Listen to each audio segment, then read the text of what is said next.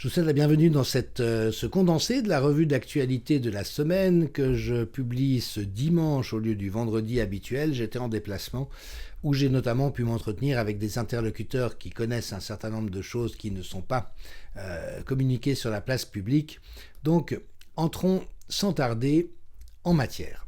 D'abord, des nouvelles des États-Unis. Vous savez que c'est un front qui bouge beaucoup mieux qu'en Europe. Bien sûr, la France, qui est un des pays les plus catastrophiques. Il y a également des lignes qui bougent en Allemagne et en Grande-Bretagne, par exemple. Mais toujours est-il que, par exemple, le docteur Bhattacharya, que les personnes qui me suivent connaissent bien, des plus grands épidémiologistes actuels, dit qu'il faut absolument qu'il y ait des excuses publiques qui soient données à la population et une commission honnête d'investigation sur les politiques publiques. La présentatrice médicale vedette de la chaîne CNN, qui est une chaîne très pro-Pfizer et toutes les grandes industries douteuses actuelles, reconnaît qu'au sujet des masques, elle s'est trompée et va même jusqu'à admettre que cela a endommagé le développement de son propre fils. Mieux vaut tard que jamais. Après les auditions de Twitter devant des anciens responsables de Twitter devant le Congrès, où ils ont passé un mauvais moment, les représentants de Google, donc YouTube, Amazon, Facebook, Microsoft et Apple, regardant la collusion des Big Tech avec le gouvernement fédéral, viennent de recevoir des convocations à comparaître. Donc ça nous promet des moments intéressants, mais surtout des choses vraiment importantes continueront d'être mises en lumière. Une des grandes lignes de force structurelles de cette difficulté, c'est qu'actuellement, les médias mainstream, comme on les appelle, dépendent à hauteur de 75% de leurs recettes publicitaires des pharma. Et donc, évidemment que dans une telle situation de dépendance économique, cela pose un problème d'intégrité et même de probité que nous avons, en l'occurrence, eu l'occasion d'apercevoir depuis un certain temps.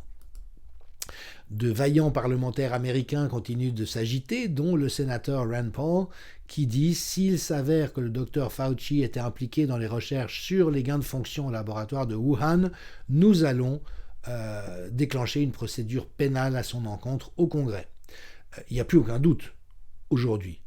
Il faut savoir que le laboratoire de Wuhan est un laboratoire international, pas un laboratoire chinois. Il dépend également de la France, des États-Unis, d'un ensemble d'acteurs, et c'est avéré, c'est connu dans la littérature scientifique, il a au moins 10 chimères produites à partir des coronavirus de chauve-souris qui ont été produites ces dernières années, notamment après que le président Obama ait imposé un moratoire aux États-Unis sur les gains de fonction. Et donc Fauci et ses troupes ont en quelque sorte sous-traité au laboratoire de Wuhan la poursuite de ses recherches, et aujourd'hui, à nouveau, il ne fait plus aucun doute que le SARS-CoV-2 est issu de cette ingénierie. Luc Montagnier, évidemment, l'avait dit très tôt. Il avait raison sur toute la ligne. On l'a traîné dans la boue d'une manière odieuse. Mais donc, si j'étais Fauci, je ne serais pas si rassuré que cela sur mon avenir proche. Peut-être vu que le New York Times a porté plainte aux États-Unis contre l'Union européenne pour son refus de divulguer les SMS entre Ursula von der Leyen et Pfizer, à suivre. Augmentation de 30% du nombre de décès chez les personnes jeunes cardiaques par rapport aux années précédentes.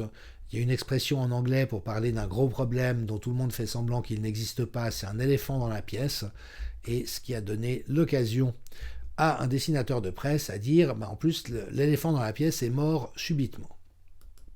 Tout cela conduit évidemment vers la corruption spectaculaire du clan Biden.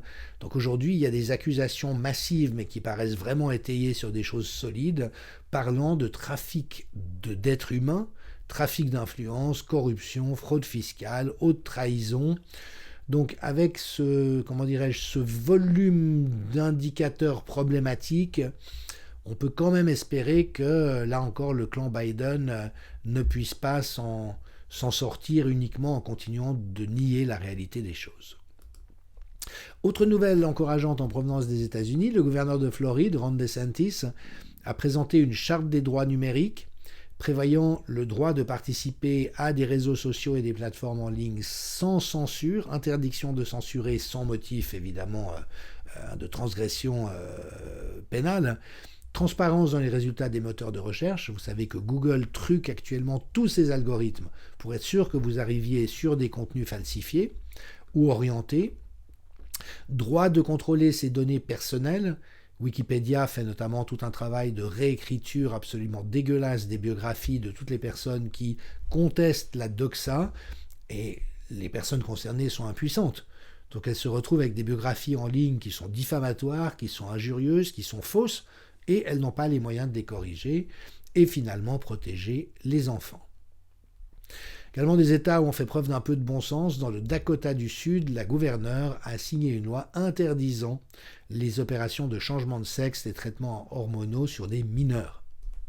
Une fois que les gens sont adultes, ils font ce qu'ils veulent, mais tant qu'ils sont mineurs, il ne faut évidemment pas les pousser dans une direction qu'ils seraient susceptibles de regretter plus tard. Forbes qui révèle que le très critiquable Premier ministre canadien Justin Trudeau, qui vraiment s'est comporté d'une manière que je ne qualifierais pas au cours de cette crise sanitaire, eh bien, chanceux qu'il est, a fait 375 millions de dollars en 2 ans, notamment par des investissements judicieux dans les biotech et certains dispositifs de testing. Il y en a qui sont malins quand même. Et donc, comme le relève Christian Dubuis-Santini, sûr et efficace, l'investissement. Et finalement, oui, ça bouge vraiment. Donc, vous voyez des chaînes de télévision mainstream comme ABC qui relèvent que des experts médicaux mettent la pression sur le Congrès pour qu'il y ait une investigation rigoureuse qui soit faite sur les dommages collatéraux des mesures dites sanitaires. Mais pendant ce temps-là, hélas, l'ignominie continue. L'OMS annonce que le monkeypox, la variole du singe, reste une urgence de santé publique de portée internationale. Alors que ce machin a fait complètement pétard mouillé, qu'aucun cas pratiquement n'est recensé en Europe, mais ça reste une urgence mondiale qui doit donner les pleins pouvoirs à l'OMS.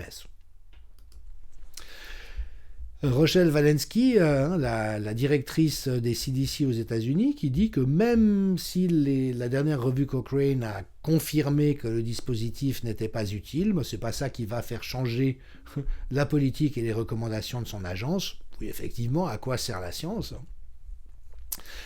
Une étude publiée dans le Lancet qui confirme évidemment que l'immunité naturelle est au moins aussi bonne et en fait meilleure que celle acquise par des injections. Donc ça fait des années qu'on dit ça. C'est une évidence qui a été contredite sur des plateaux par des médecins corrompus.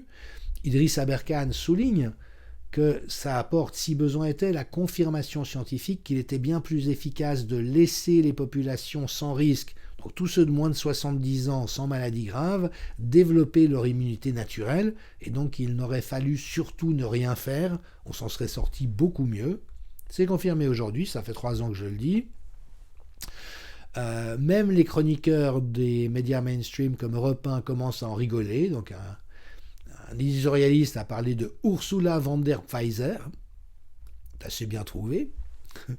Et puis, systémiquement, une des grosses difficultés de la situation actuelle réside dans l'aliénation de la technostructure à l'intérêt général. Il y a une caste de hauts fonctionnaires et de décideurs qui ne rendent de compte à personne et qui sont aujourd'hui totalement décorrélés de l'intérêt public. Et Paul-Antoine Martin, qui vient d'écrire un livre qui s'appelle « Le clan des seigneurs, immersion dans la caste d'État », c'est vraiment un problème de fond. Tant que nous n'aurons pas réglé cela, il ne pourra pas y avoir d'intégrité et de probité dans les politiques publiques.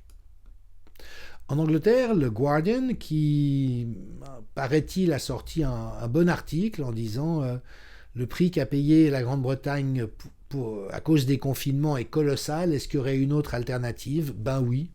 Ça fait depuis tout le temps qu'on le sait. L'alternative, c'est les bonnes pratiques en santé publique. Et en l'occurrence, pour quelque chose de cette gravité, de laisser la population vivre normalement. Tous les pays qui ont fait ça s'en sont sortis beaucoup mieux. Au chapitre de l'ignominie, l'Express qui s'en est pris à André Berkoff après son altercation avec Véran en disant qui aurait pu imaginer que cet éditorialiste réputé tomberait dans le complotisme comme il le fait. Et le vieux lion André Berkoff de répondre « Jusqu'où peut descendre la lie d'un certain journalisme et la déchéance d'un hebdo auquel j'ai eu l'honneur d'appartenir il y a un demi-siècle. À l'époque, nul n'aurait jamais osé cauchemarder ce qu'il est devenu aujourd'hui, le médiocre podcast des larbins de tous les pouvoirs. Sachant qu'Albert Camus avait collaboré à l'époque à l'Express, effectivement, ça flanque le vertige. Excellent passage de Didier Raoult, toujours chez André Berkoff, et qui a partagé, avec la liberté de ton et d'esprit, mais la perspicacité qui est la sienne, au sujet des énarques, ce commentaire, ce sont des gens à qui on apprend à parler de n'importe quoi sans savoir de quoi ils parlent. C'est parfaitement vrai. Il faut savoir qu'en avril 2020, les autorités françaises ont refusé à l'IHU la possibilité de mener une étude. Tout le monde disait qu'il faut absolument tester la bithérapie. Ça n'a jamais été fait dans les conditions auxquelles l'IHU l'avait préconisé. L'IHU a demandé à pouvoir réaliser une étude lui-même, ça a été refusé. Raoult mentionne aussi qu'il y a un site sur lequel on collige toutes les études, 2500 à ce jour, sur l'efficacité des traitements précoces. Allez voir par vous-même si cela vous intéresse. Si j'en donne le résultat, YouTube va me censurer. Le Monde qui souligne qu'un jeune sur 5 présente des troubles dépressifs, il y a de quoi, hélas. Les données suédoises des patients hospitalisés pour myopéricardite, tout d'un coup, vous voyez qu'au deuxième semestre 2021, il se passe quelque chose. Quoi? Mystère. Amin Umlil, qui, comme si sa révocation totalement scandaleuse ne suffisait pas, la directrice par intérim du CNG s'acharne contre lui en demandant des comptes à la présidente de l'Ordre des pharmaciens, en mettant en copie le ministère de la Santé. Et donc l'Ordre engage une procédure disciplinaire contre Amin Umlil pour avoir rapporté de manière véridique des informations sur les effets indésirables de vous savez quoi devant une commission parlementaire. Non, mais là, on est dans une persécution stalinienne. J'en suis navré pour Amin Umlil, qui est quelqu'un que je respecte infiniment.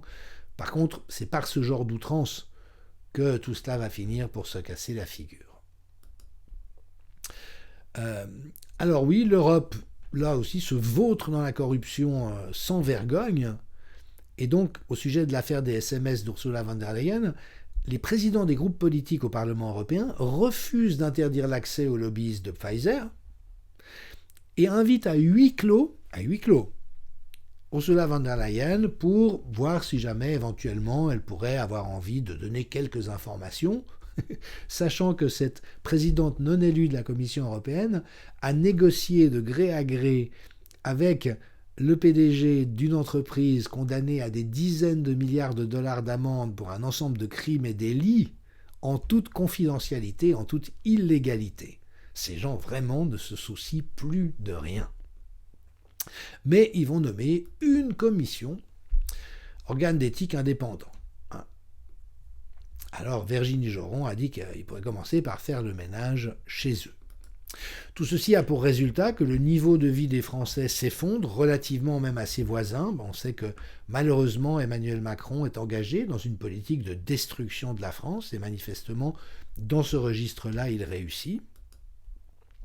On voit qu'il y a une très forte surmortalité en 2021 par rapport à ce qui était attendu en comparaison de ce qui s'est produit en 2020 par rapport à ce qui était attendu. Ce qui conduit Marconius, qui est un commentateur avisé, à dire « Mais quelle réussite, heureusement qu'on a eu le vaccin, sinon ça aurait été bien pire ». Il y a une très forte surmortalité, mais sans l'injection, elle serait sans aucun doute encore beaucoup plus forte. Et au fond, la vraie question qui se pose aujourd'hui, qui est sur le tapis, c'est de savoir si nous avons affaire à une arme biologique de destruction, à la fois pour l'argent pathogène et pour le traitement soi-disant immunisant qui est proposé. Die Welt en Allemagne, qui est un quotidien qui fait preuve d'un certain courage d'investigation, vient de sortir un papier posant le fait que, selon toute vraisemblance, les données fournies par Pfizer étaient fausses et donc que les autorisations de mise sur le marché qui en ont découlé étaient basées sur quelque chose de falsifié.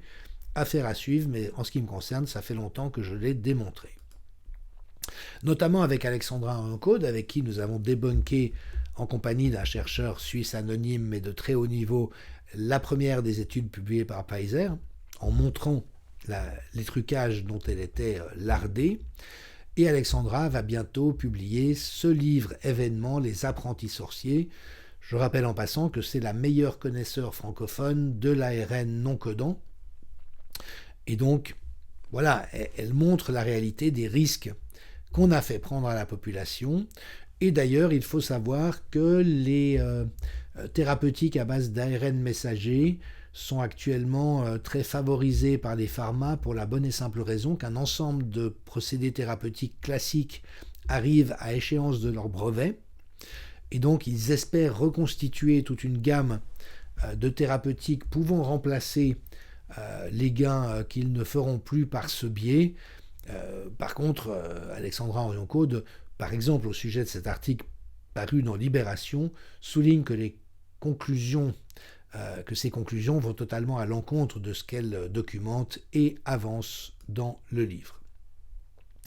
L'OMS, curieusement, abandonne la recherche sur l'origine du virus. Et le type qui a été nommé à cette fin à l'OMS, Farrar, est connu pour tremper dans toutes les corruptions systémiques. Donc voilà, on sélectionne qui on nomme à cette fin. Très intéressante prise de position de Robert Malone, un des inventeurs de la technologie à ARN messager, qui dit « Nous sommes dans une guerre de 5e génération et c'est votre esprit, notre esprit qui est le champ de bataille. Il y a un objectif gouvernemental de modeler vos pensées, de capturer vos émotions et d'orienter vos croyances, déployé par des militaires dans tous nos différents pays sur la population. C'est une guerre d'information. » Mike Werner, qui lui souligne que le nombre de personnes tuées par leur propre gouvernement au cours du XXe siècle aura été 4,5 fois supérieur que le nombre de personnes tuées par des assassins ou des forces non gouvernementales. Ce qui pose quand même la question de savoir si on ne devrait pas considérer nos gouvernements comme des organisations terroristes. En tout cas, ça relativise quelque peu la pertinence, si besoin était, de l'étiquette de complotiste. Didier Maisto, grand journaliste, qui évidemment pose de manière quelque peu rhétorique la question « Pourquoi les oligarques prennent-ils le contrôle des médias, des sociétés de production et d'édition ?» Simplement parce que contrôler l'imaginaire de la population est l'arme absolue, infiniment plus puissante que le réel. Ça nourrit ensuite le réel qui n'est plus qu'une représentation. Et c'est exactement le piège dans lequel nous sommes et contre lequel il convient, il importe, il urge que nous continuions à lutter. L'article de Seymour Hersh, qui est ce grand journaliste d'investigation américain au sujet de l'explosion des gazoducs de Nord Stream, disant c'est très clairement une opération de la Maison-Blanche mise en œuvre par le département de la Défense américain et la CIA, trouve un certain écho enfin en Allemagne, sachant que l'Europe est la principale victime de cette stratégie américaine. Et puis, il faut toujours entendre, prendre la peine d'écouter ce que disent ceux qui sont en face de nous, du mauvais côté. Yuval Noah Harari, qui est une des éminences grises, un des conseillers les plus proches de Klaus Schwab, écoutez ce qu'il dit, « Si le pire arrive, les élites seront OK, et vous allez vous noyer. » Il dit, ouvertement, vous avez une petite élite qui pousse les choses dans la direction de ses propres intérêts, même si ça ne profite pas à la grande majorité de la population. Ça s'est passé si souvent dans le passé à travers l'histoire, et maintenant, ça va se reproduire une fois de plus.